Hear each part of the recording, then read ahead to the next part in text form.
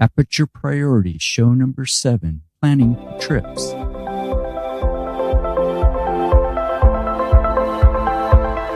Welcome to the Aperture Priority Podcast, an Avila Studios production where it's all about photography and fun. Now open up that aperture and let some creative light in.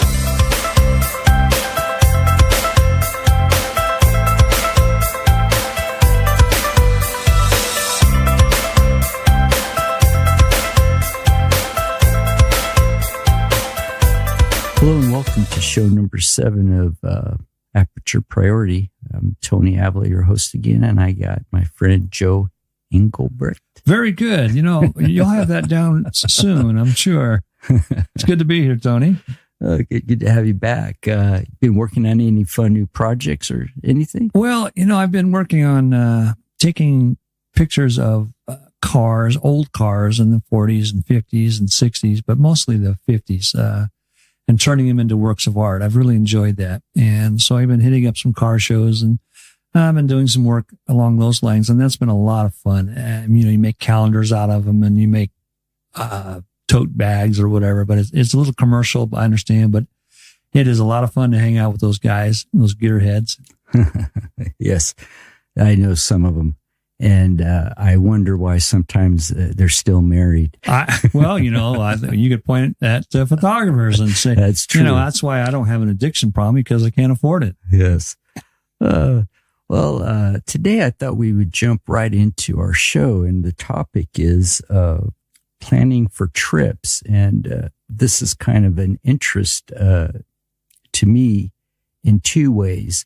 There are a couple of big trips I'm planning here. I'm going to be just shooting in California for a show later I do this year up in Fresno, California. But kind of how I plan is a little different versus I know you'll be traveling this year abroad. Right. And kind of give people a different perspective of how, you know, like me just traveling a few hundred miles, you know, up the road here in California is from going overseas. Mm-hmm. Big difference. It really takes a lot of planning to do everything you want to do and be safe and to get the images that you want.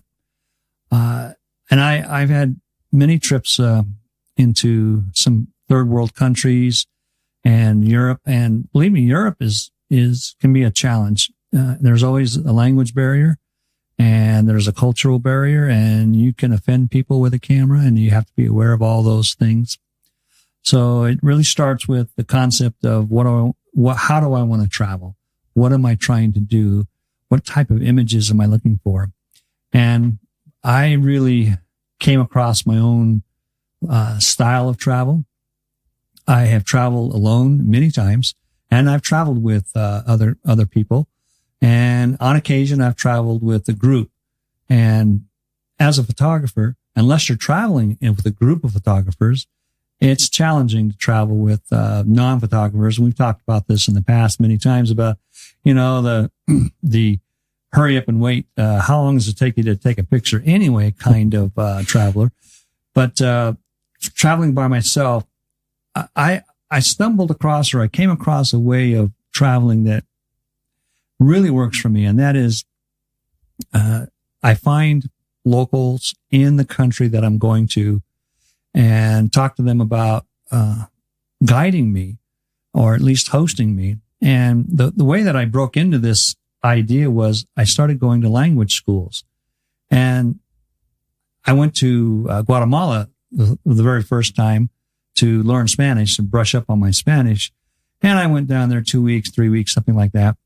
And I went to language school, but I learned once I was there and I got to know the proprietors and the teachers and my host family and had a wonderful, wonderful experience that is an ideal way to travel and spend a couple days or a week or even 2 weeks in a country that you don't know anything about.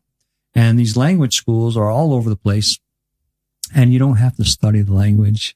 That's the big secret.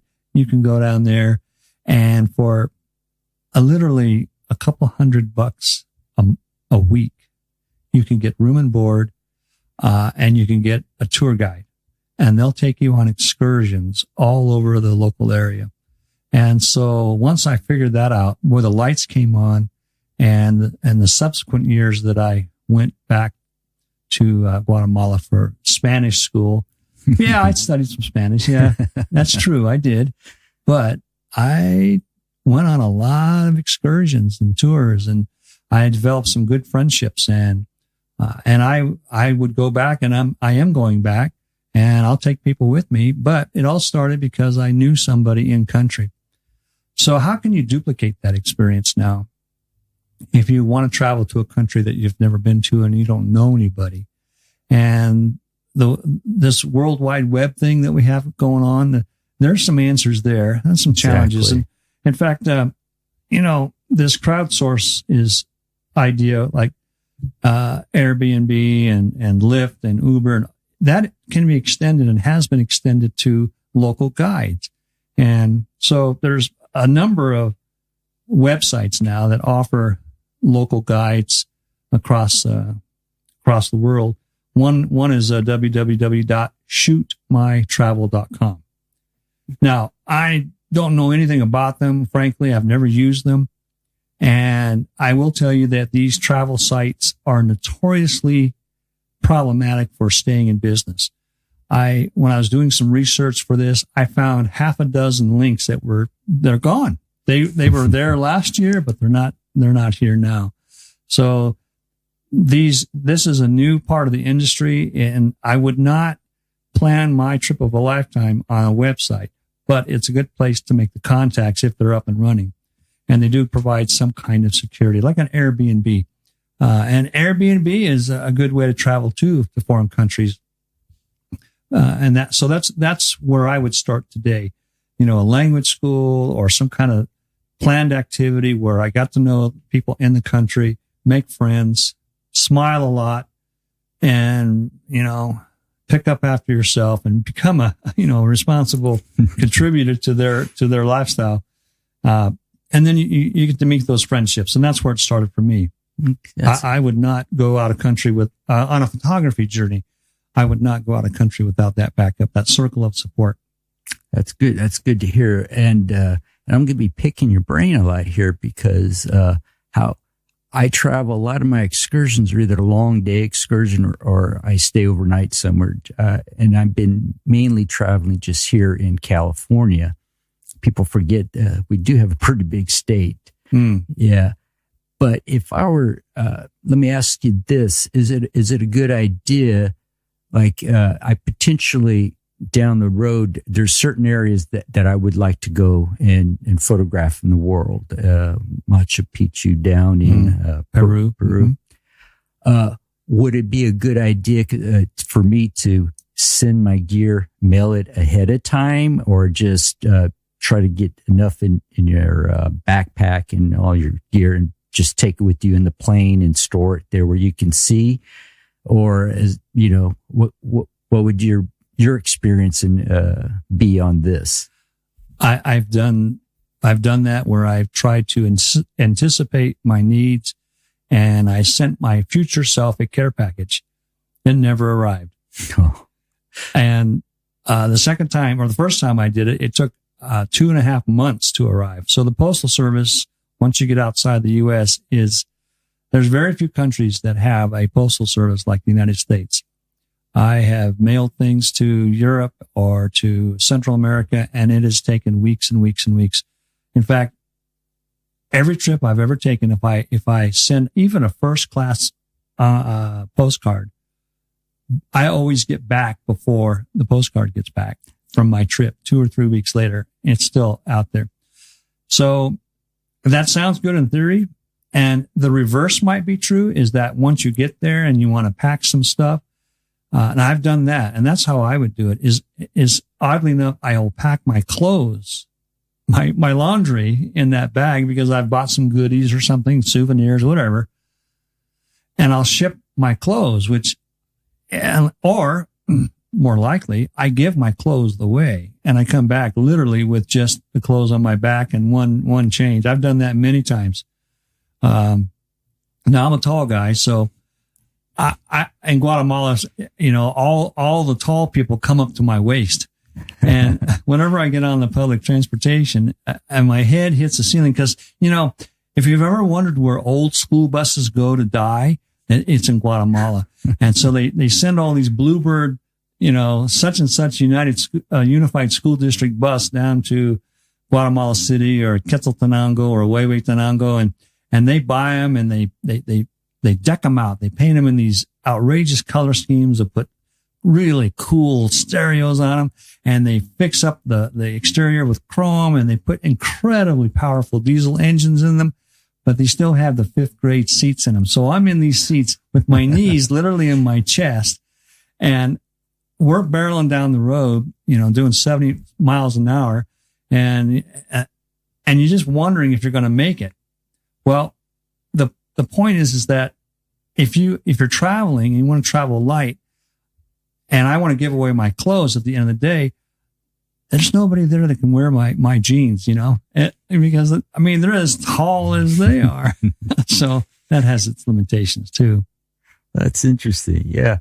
That's a good point to know, because somebody may think, hey, I'll just mail my gear, no problem. And they probably forget, because you're right, we do get probably a little spoiled here in the United States, and we forget what we have. Right. The things that are critical to you and your gear, medications. By the way, if you're traveling overseas, and this isn't strictly photographic, but if you're traveling overseas and you bring any kind of medication, make sure it's in the original container with the prescription. With the labels on it, because when you go through customs, it gets kind of funky out there. And there's some tips I'll talk about in a moment, but I would never advise anyone to ship themselves anything that was critical to the success of their trip. If it's presents or toys or gifts, and you could do without or replicate them at your destination, great. The reverse is also true. You can ship back some of the stuff that it's not critical, but anything that's important to you or critical to you, you need to keep on your body at all times. That's good. That's good advice. Now, another question I have for you. In my perspective, when I do my day trip, even if I go overnight, I have my cards, no problem. I shoot, change, put them back in the bag. Well, I'm coming straight back home. Yeah. But if you're in Guatemala or Peru or Europe somewhere, or right, Far East, it doesn't matter. You're going to be there a while. Mm-hmm. So I'm curious, as you shoot, do you take something you back up to? Right. I carry a bag, a camera bag, and I put a laptop in it with an external hard drive. And I transfer those SD card images to the laptop and to the external hard drive. And unless I'm really pressed for extra SD cards, I keep the SD cards with the images still on them. I flip the little tab on the sides, the write protect, so that I can't accidentally use it again. The SD cards are small. They're relatively inexpensive, but, well, relative is a relative term, of course, because some of these the XD cards are for the Nikon 850. Those things are running $100 or more for the larger sizes. So I get it, but in the long run, they're relatively, and compared to the price of the cameras, they're definitely relatively inexpensive. So you can buy 8 or 9 or 10 of those things.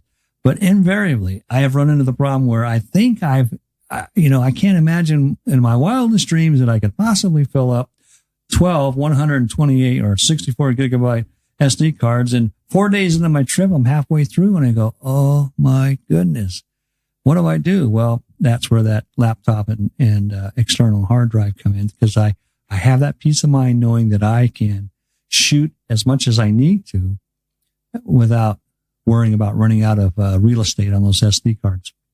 Have you ever had trouble or worried about taking that external drive, or if it goes through, let's say, when you go through the airport, they go through that thing that scans. Oh, the X-ray. That used to be a concern for film, and it still is for higher ISO film, but not a problem. Not a problem. No. That's good to know, because that would be my fear, Right. It's like, it just went to that red line crossed over. It's like, what happened to the information under? Still there, is it all scrambled? I've done it dozens and dozens and hundreds of times and never had a problem. Oh, that's good to know. That's good to know. Because like I said, my typical plan is, like, for instance, I've been talking about this night photography. Mm-hmm. Well, I will go and there's one project that I want to do. I will look for and there's an app, and there's a couple of them. I think one's called Light Pollution, the other one's called Dark Skies. You could find them. I have those apps, yes. Oh, yes, and they're wonderful. Yes, right. So let's say I want to travel up north. Mm-hmm. You could find the areas that are complete darkness. And for people who don't live in California, even though I live here in a small town, when I was shooting at the infamous Yoco Valley one day, actually night, I'm out there shooting, and I found the Milky Way in the sky, pointed the camera, set up, did my composition and everything, and I did my 20-second exposure. Mm-hmm. And then when I played it back, it was like, what's that yellowish orange rim on those hills? Yeah. And then I realized that's the city lights from Exeter, even though Exeter is not a big city. Well, Exeter has a population of 10,000 people. In some states, that would be a big city, by the way. We are spoiled here in California about that.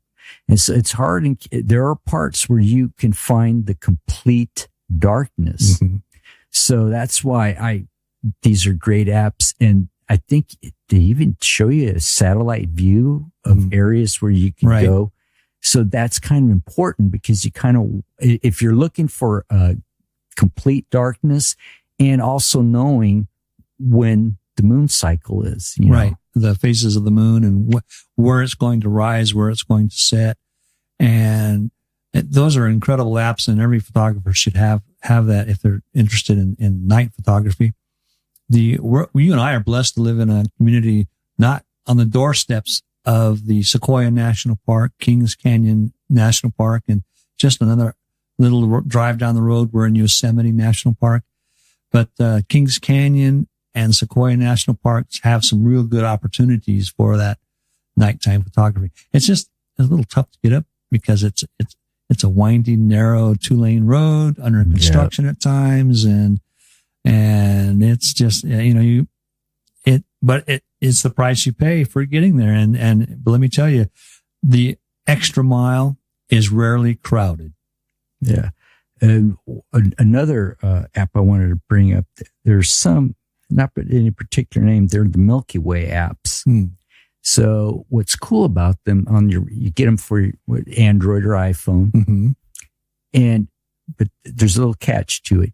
You point it up to the sky, and it will tell you two different things: what time to anticipate where the Milky Way would be, and it gives you all this neat information. The little trick is, it's a really cool app. If you're somewhere where you have no cell service, which Yoco Valley has zero, you could take that app out there and no one has service, so it doesn't do you any good. Right.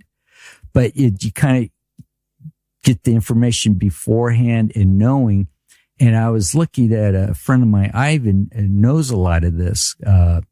So once he goes, it should be here. And, like, okay, I'm looking at a sky, and it's like, and then all of a sudden it's weird that you start staring and then you actually see the Milky Way faintly. Yes.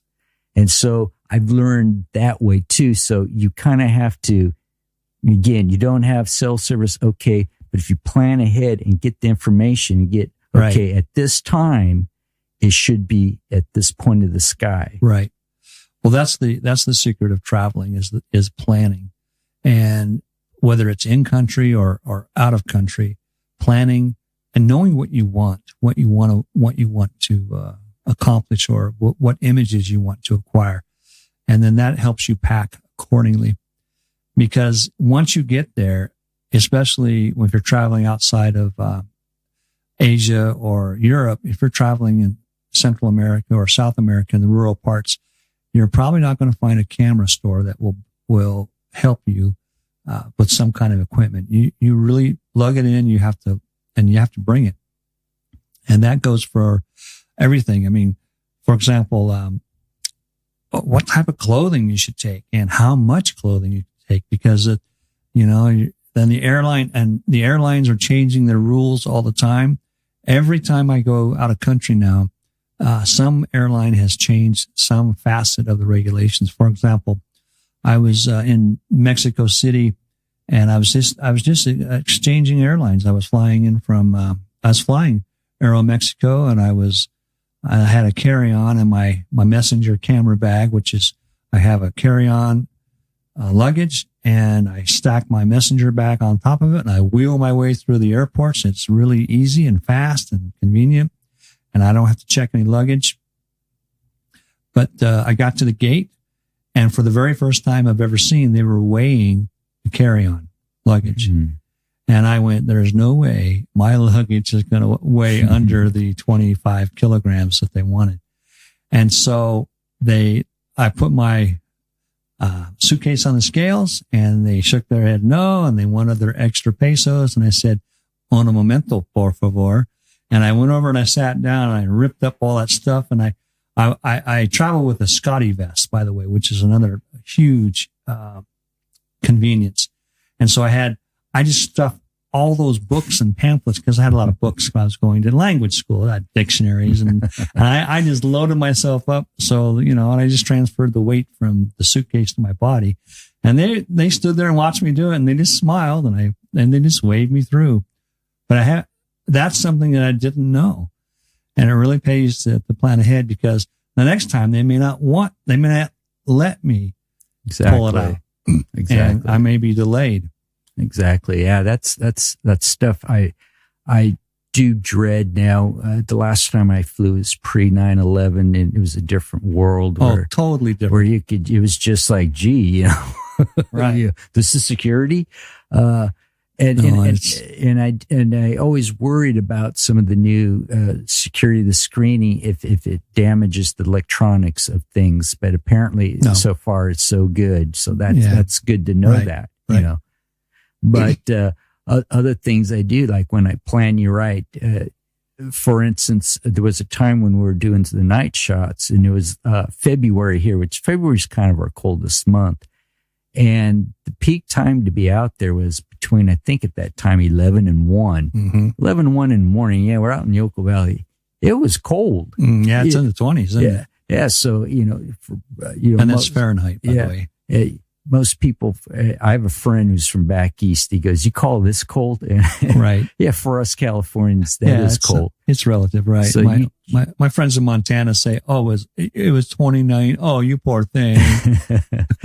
So yeah, you make sure you cover up. And another thing is take little things to put over your lenses, because it's building that condensation. Yes, true. You got to take care of your gear. So. Let me just run through what goes through my mind when I'm preparing for a large trip, a cross-country trip, when I have to fly. It starts with knowing what I want to accomplish when I get there, or at least having an idea, and packing my gear accordingly. And I'm a big fan of a couple of travel sites for flights. One is kayak.com. And the other one is booking.com. They search all the other sites, and they search the airline sites. There's a couple of exceptions. If you're a Southwest Airlines aficionado, you'll need to search it on their particular site. And it's a great tool to plan everything the departure time, the cost, the arrival time, the number of stops, everything. It's very flexible, and you can do a lot of planning and what if scenarios, and to your heart's content.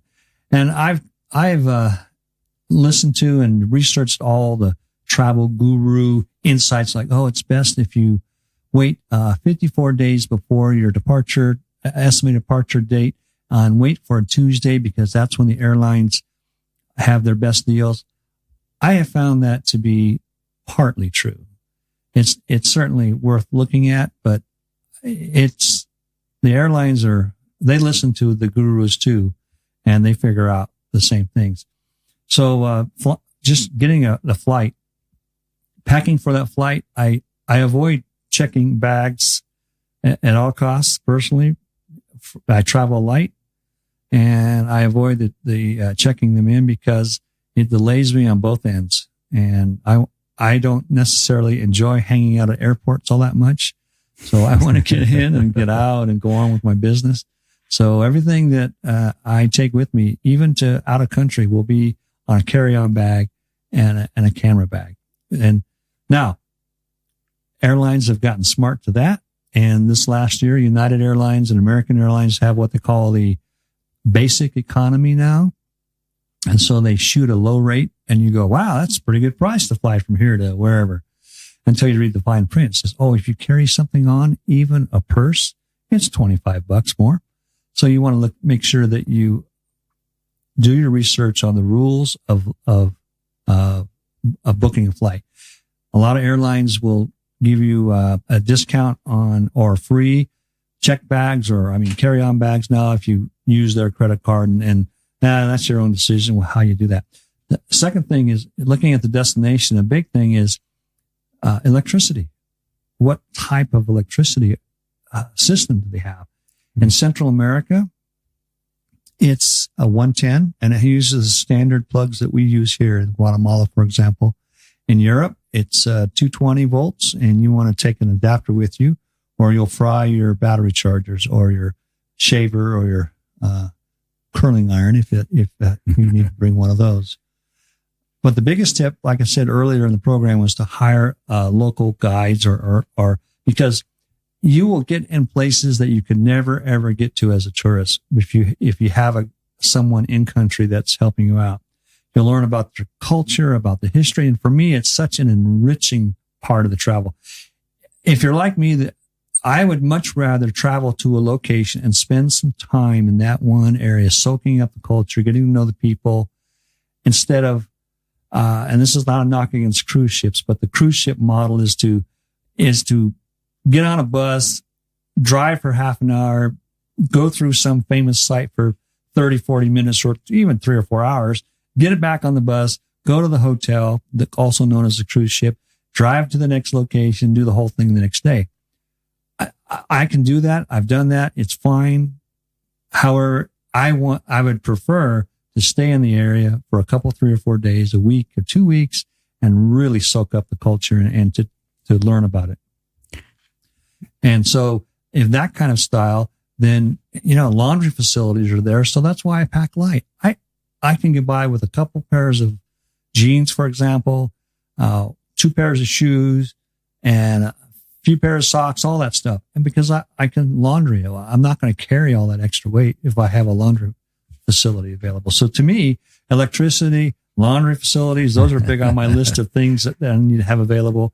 Having that local guide available is important too. And so those are the big things for me in terms of getting ready for, and as far as taking the gear, we talked about in previous programs about the travel lenses that you want to take. And that's an entire podcast that we have an earlier show. And that's another open invitation for a great debate among photographers about exactly what kind of gear you should take. But this is sort of the supplemental thoughts that you have to go through to go. And we have photographers, you and I know colleagues that will hire taxis, and they'll spend several $100 yes. hiring a taxi to take them to, literally they'll have a picture on a phone and say, can you take me to this place? And they'll point to their phone with the image on it. And the taxi driver doesn't have to even speak English per se. And they'll say, yeah, I'll take you there. And they take them there and they take their photograph. Well, that's fine. A little pricey, but that's fine. And sometimes those taxis can be a little sketchy, I've heard some stories about taxi drivers that stop while you're shooting photographs. They're drinking. And by the time the shoot's over, you don't want to ride with them anymore. So, my favorite approach is to find a local, and those websites we talked about. And then the language schools, man, I can't tell you how what a find that has been for me personally. Now, let me ask you this too, because I have done this before, but it always worried me. But that was just here in the States. Like late last summer, I was up in Sacramento. I was up at God, what's the name of the place? It's known to be the haunted place in California. It's in Ione. It's called something Preston Castle. Oh, okay. Never been there. Yeah. Yeah. So we're out and about, and I had my camera gear with me. You know, we're out and about. It was even, they say Sacramento doesn't get as hot as Tulare County here is. What 1 or 2 degrees? Yeah, 2 degrees. Big difference, huh? It was 110 that weekend. Oh my goodness. Days. So at night, I left the stuff in the hotel room. And here, they usually the cleaning don't come till the morning. But overseas, in your opinion, is it good to always have your photo gear with you, or instead of just leaving it in the hotel? The reason I say this, and it happened here in the United States, a friend of mine, he had just the point and shoot digital camera. He was in Pismo Beach. He left it there, went to go do his thing all day, came back. Well, he left it out, and it disappeared. Grew legs and walked away. Yeah. Well, again, I've had that experience. I've had attempted pickpockets. I've had people try to cut open my vest on a crowded chicken booth, trying to worm their hand into my vest because they thought I had something valuable. And what I've learned is that the only place I've ever lost anything or had something stolen was in a hotel room. And the pickpockets, you know, I had a fanny pack in Barcelona, and the gypsies there are infamous for being pickpockets. And this particular gypsy lady came up to me, and she was begging. She had a big cardboard sign, and I had the fanny pack on my stomach, and it was a decoy. There was nothing in there except like €5, a €5 bill and some other stuff. And she stuck that cardboard sign on my fanny pack, and she was wailing and pointing to the sign and, you know, about her tragedy. All the while, her other hand was unzipping my fanny pack, and her fingers were going down there to find nothing but a €5 bill. But I just knew what was going on, so I knocked the cardboard sign away, and her hand came out, and she just started apologizing profusely, and, you know, putting her hands and supplicating, please, you know, and then she took off and ran off. But, you know, the matter of the fact is that how are you going to press charges in a foreign country for $100, $200, $500, even $1,000 piece of equipment? Are you going to stick around? I mean, how do you prosecute that? All right. You make a police report, how are you? You're not going to go back and testify, or Exactly. You're not going to get involved in that. So my advice is, again, keep it. If it's important or critical to mission, keep it on your body at all times. Even in American hotels, because it's the same drill. It's not just the cleaning lady. The maintenance people have keys to your room, and if they think that you're from out of the country, you become a prime target for theft. So I don't leave anything in the hotel room. And people ask me, what about hotel safes? Okay, that is a notch up, and your insurance company would appreciate if you did that, by the way. And I would, if you have to, that's a choice, but sometimes it won't fit.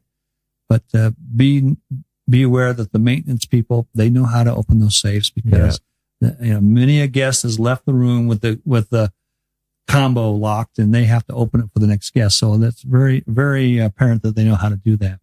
Yeah. See, that's one of the things I worry about, is not looking like a target, and, you know, things like that. Cause I have a friend that she was teaching abroad, and while she was living there, she thinks it was the maintenance guy ran off. I think she had a Canon 5D, the whole shebang. Oh no.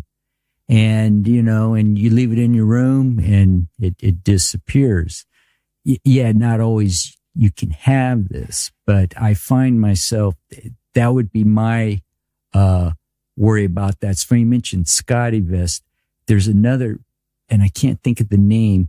It's a system that you basically mount your camera in front of you. It's almost like it's kind of like a vest, but you just put your camera down. And so if somebody tries they can't run off with it because it's going to pop back on your chest. Right. Yes. And a lot of travel bags have that wire mesh inside the handle so that they can't cut your bag handle and run with it, which is a common technique where people will ride by on bicycles or motorcyclists.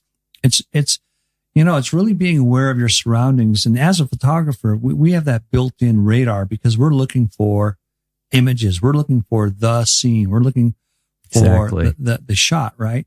So we are aware of our surroundings until we put the camera to our eye, and then we kind of lose it, and we're vulnerable then. And if you ever have a chance to travel with somebody, you just take turns. You watch my back, I watch your back. But I think the reality is that we overstate the security issue. I know that it happens, and it hasn't happened to me, but I still want to be aware of my surroundings. And there are places in Los Angeles that I will not walk at night. And there's places in Guatemala City that I will not walk at night. And there's places in Paris I will not walk at night. But it's just being aware of your surroundings and knowing where the safe places are. Right. And those security issues are going to be greatly minimized. And it's something I kind of wanted to bring up. And it's a funny story. It happened last year in early 2017. My friend Ivan goes, "Hey, let's go up to Blue Ridge Mountain." I think it's called Blue Ridge. I never had been up there. And we went up there. It was kind of nice. It's one of those times that you get that fog bank in the valley that it doesn't raise. So you go up there and you could actually see that cloud cover. Right. And we were going up to this place. It was kind of neat, we're driving along. But then all of a sudden, the icy road, and he goes, "You think we should go on that?" "I don't know." You look over the edge, we may drop. So it was the whole day we were up there. But it was nice. He knew where to go and everything because he used to work for the forestry department. I see. So, and he knows, hey, when the bears are in hibernation and everything like that. Right. Because we get into some pretty out of the way areas. To give you another example, if you go through Three Rivers, you go up North Fork Road. Right. People don't realize it keeps going, and it's not much of a road after a while, and it ends in this little, it's not like a parking lot, but you could park your car there. You're actually in the park. In the Sequoia National Park, right. Neat area. Some of the people we came across there, I kind of worry more about them than a mountain lion, but they were kind of out there. Right. But he knows his stuff. And we crossed this one bridge, maybe a 12-inch board, and we're out, and it's like, wow, this is neat. And I was really impressed, and we're going through there. And this is why it's important to know your areas. That year it was unusual for California. We had a lot of rain, so there was a lot of washed down debris, logs and stuff. So we were doing time shots, to get the water blur and the side of the little stream. While he was doing that, and I learned also, sometimes you place your bags down, watch out where you place them. He goes, "Oh yeah, there's scorpions here." And I'm like, "What?" And then he knew how to spot them because, again, he's worked for the forestry department. Right. So he knows this area well. So I was like, yeah, I don't want to, So after a while, I was getting comfortable. We're joking around. And then I looked over, and there was this damaged tree right by the river. Right. And I start looking, and there's a big claw mark on it. And I put my hand over it. It's like, I have a pretty good size hand. It's bigger than my hand. So I looked over and go, "Ivan, bear or mountain lion?" He goes, "I think it's a bear." I felt a little bit safer, but he knows the area. Mm-hmm. I trust him. Right. Would I go by myself somewhere? No, you should know your area, do your research. And if you go, it's good to go with another person. Right. So that thing I kind of want to bring up. The other part I kind of want to bring up is sometimes when we were up at Blue Ridge that day, on the way back, we were coming down the road. We were coming back the Yoco Valley Road that you catch through Springville. And as we were catching, the sky was finally parting. And I got this neat shot with my Fujifilm camera, my XT1. And we were right there in Yoko Valley. I composed it right. We were there. But when he pulled over on the opposite side of the road. We were off the road and we were outside the fence and we were composing, we were there with our tripods. A truck pulls up in front of us and I looked at it. It was a big truck and I saw there's lights on it. Like, uh-oh, it's the sheriff. I wonder he or she's going to say something to us because, we're parked on the wrong side of the road. Yeah. And it was a she got out and she had a gun. I couldn't tell. I was like, I guess that's a sheriff. And she walks up to us and she goes, what are you guys doing? And I would suggest when you look in some kind of law enforcement, don't be a smart aleck. And I just said, oh, we're just, I got my camera here on the truck. We're taking pictures. And she goes, oh, okay. Then she told me she was a game warden. Oh. And she goes, well, the reason I asked is we're having trouble with poachers. Mm. And she said the reason I pulled over your friend here and my friend Ivan's, he used to be in the Army, so he still wears his camouflage jacket. I see. And she goes, I saw your friend's jacket and I thought you two might be poachers. Now we could have been smart Alex and said, oh yeah, we're out here in broad daylight using cameras. And I found, you just let it go. Right. Hey, talk. Oh yeah, really? You got poachers here? Don't push the envelope because they can make your life miserable.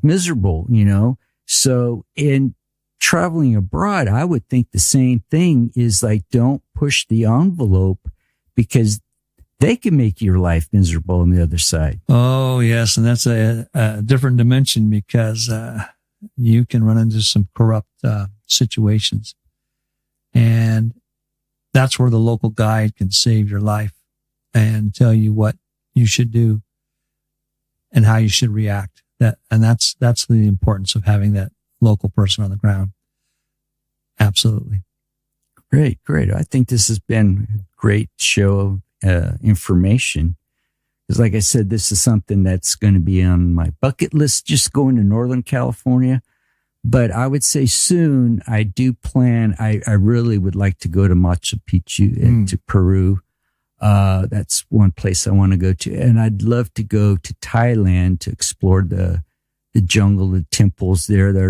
They're like the ancient culture. Mm-hmm. So these are things that I'm going to have to think about and prepare. So I think this has been a great discussion. So let's leave it off for here today. And where can we find you, Joe? You can find me at www.brightangelImages.com. You'll find work of a lot of artists on there and blogs. Also on Facebook, same name, Bright Angel Images. On Instagram, _Bright_Angel. And I appreciate you looking us up. And if you have any questions or comments, give us an email, drop us a message. And if you're serious about language schools, I have a lot of good recommendations for anyone interested in traveling in that way. And you can contact me that way. And I'm going to put some of those links on the show notes too, to some of the sites and things like that. I think that'd be great. You can find me, of course, at avilastudios.com, TonyAvila64.com. And one day I will tell you the two different pronunciations of my last name, the funny story behind it, the right way and the way it's said here in the Valley.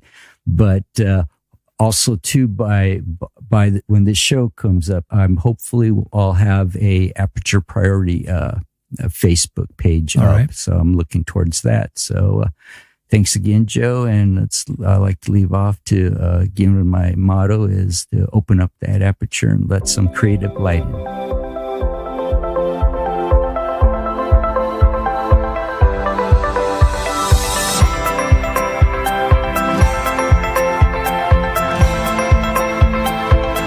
Aperture Priority is an Avila Studios production. For more information on what Avila Studios has to offer, please visit us on the World Wide Web at avilastudios.com.